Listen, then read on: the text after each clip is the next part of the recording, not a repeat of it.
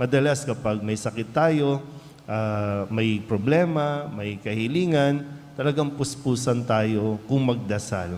Meron pa ngang kung magdasal, palakad, paluhod, no, sa kung saan mang simbahan.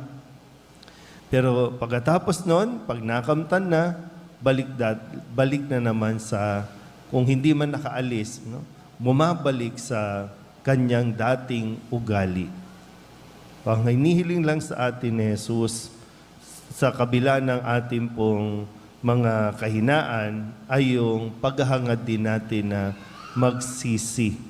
At sa pagsisisi ay yung pagbabagong buhay.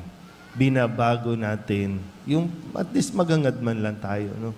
Kaya ngayon, pwede natin sabihin, ano ba, disappointed ba si Jesus sa atin? Na may panghihinayang ba si Jesus?